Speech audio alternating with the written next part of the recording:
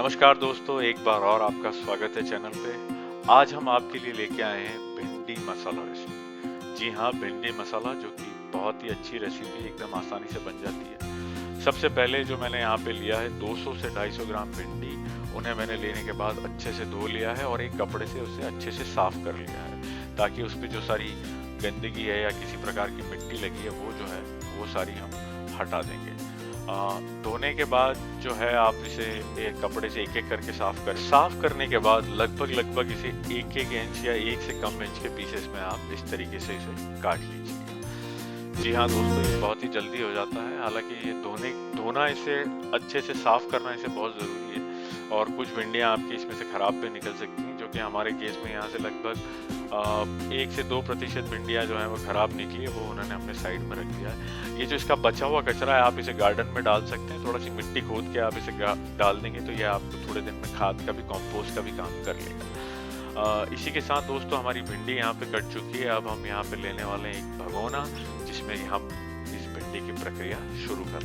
मैंने यहाँ पे भगोने को लगभग 30 सेकंड से 1 मिनट तक जो है अच्छे से गर्म कर लिया है इसे। गर्म करने के बाद यहाँ पे मैं डालने वाला हूँ 3 से 4 चम्मच तेल।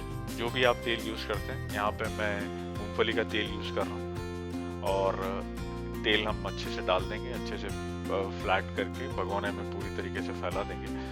और अब हम इसका इंतज़ार करेंगे इसे गर्म होने का। जैसे ही दोस्तों साथ ही में साथ आप यहाँ ये कर सकते हैं कि आपका मसाले का जो डब्बा है वो आप लगभग तैयार रख सकते हैं। मैं आपको दिखाता हूँ मेरा मसाले का डब्बा, जिसमें कि हमने है हल्दी, जीरा, राई, लाल मिर्च,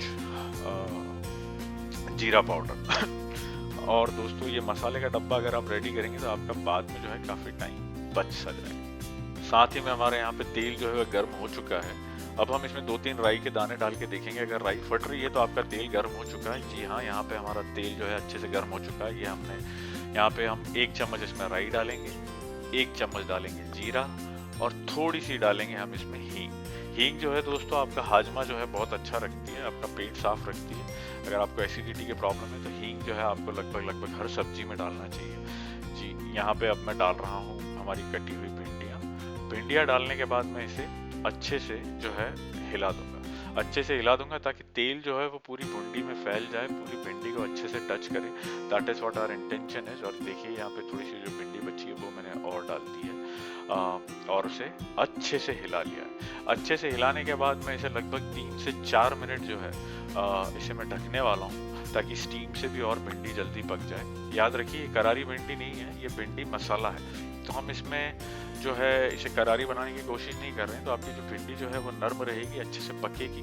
ये देखिए 2 से 4 मिनट रखने के बाद जो है मैंने इसे खोल के इसमें हल्दी डाल दी है।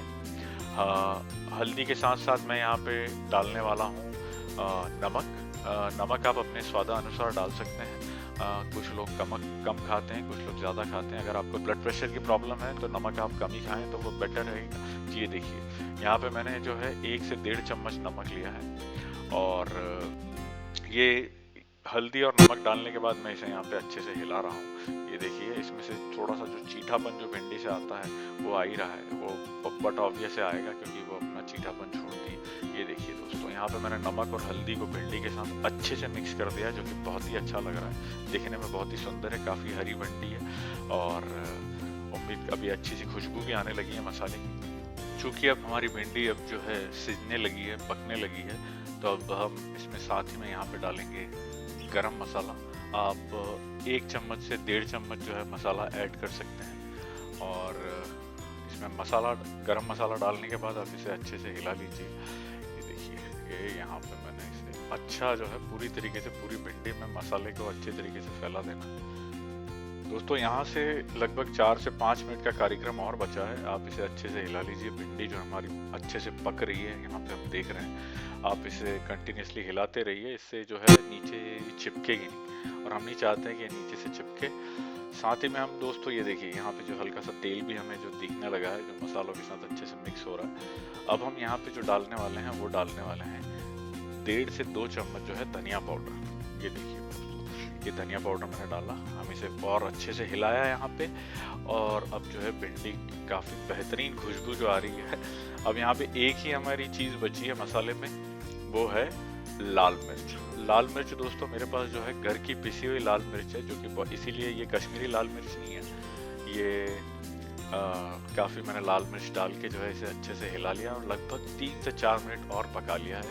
दोस्तों हमारी भिंडी जो है बन के तैयार हो चुकी है। अब यहाँ पे अब हम इसे सर्व करने के लिए तैयार है, जो कि हम अच्छे से पक चुकी है। अगर आप चाहें तो इसे और पका सकते हैं। अब थोड़ा सा धनिए का जो है इस पर थोड़ा सा बौछार करते हुए ये हमारी भिंडी जो है एकदम खाने के लिए तैयार। उम्मीद करता हूँ दोस्तों आपको हमारी मसाला भिंडी की रेसिपी पसंद आएगी। और शुक्रिया, और जल्दी से जल्दी हम फिर मिलेंगे।